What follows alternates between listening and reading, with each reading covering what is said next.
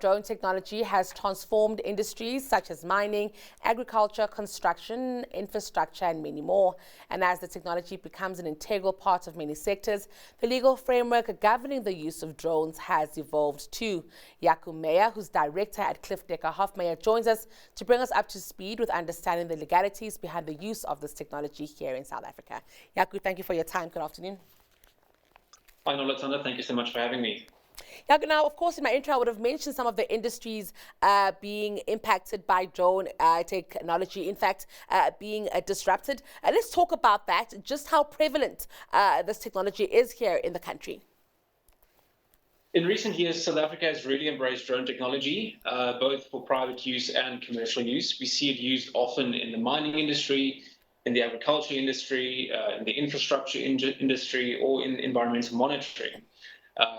That's of course more on the commercial side, and this then led to the need to regulate drones. So the legislation is still fairly new. It was only introduced in 2015 by the South African Civil Aviation Authority. They call them remotely piloted aircraft systems, or as they're more colloquially known as drones.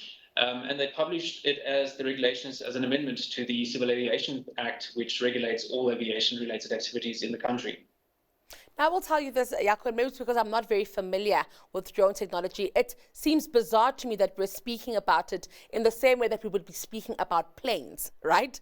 So I want us to speak about that, about the why it is important for us to regulate it at such a level. Is this about security? Is it about risk? What exactly, has us being so tough on regulation?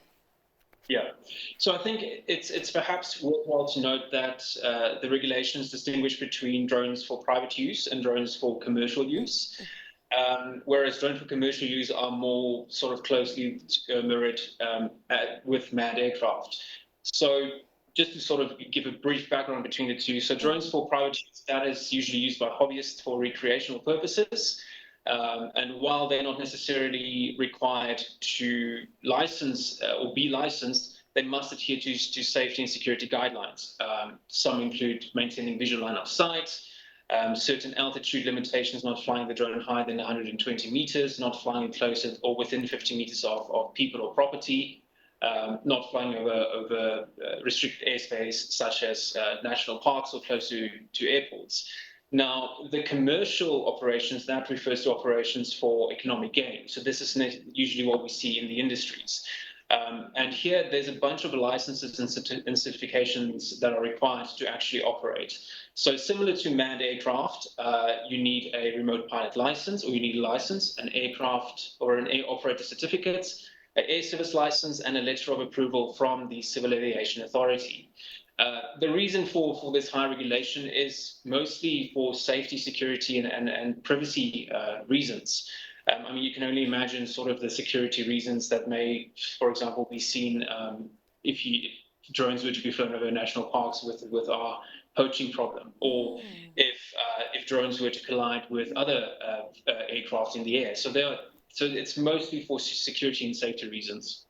Very interesting indeed. And of course, like you're saying, the legislation here is quite novel. I'm wondering if industry, people who use the technology, so industry has responded to that, because often, there's a pushback. But of course, the reason that you lay down for this kind of legislation are actually, they make complete sense.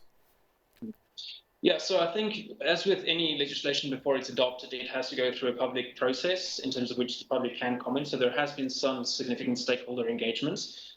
And the good thing about a law and about our regulations are that they are flexible and that they sort of do adapt with times. Because, for example, drones will enhance and adapt in the coming future as technology advances and adapts. So we hope to see that flexibility continue.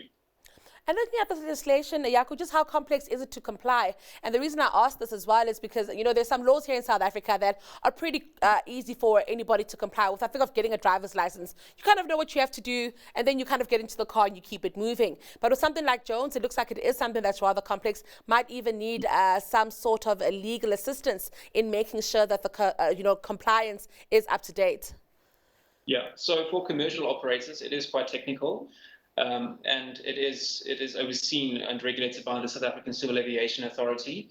luckily, they're a very robust regulator, and they always welcome engagement with them. And the regulations are quite well drafted, so it sets out exactly what you need to comply with, what you need to submit, the supporting documents.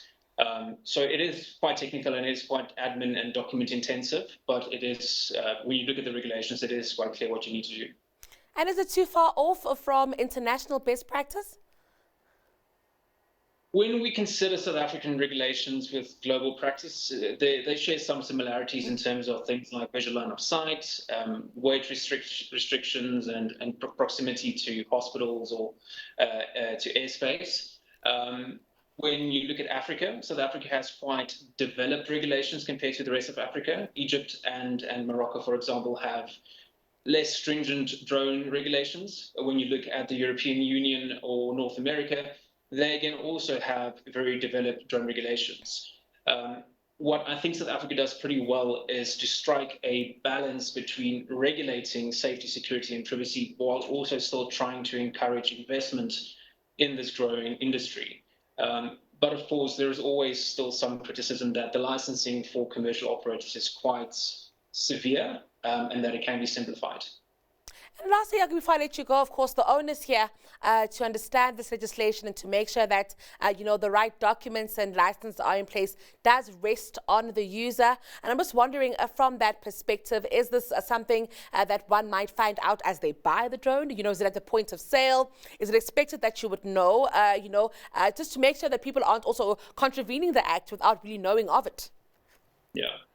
In certain instances, people who sell drones, especially commercially, are obliged to inform the buyer of some of the regulations and what they need to adhere to.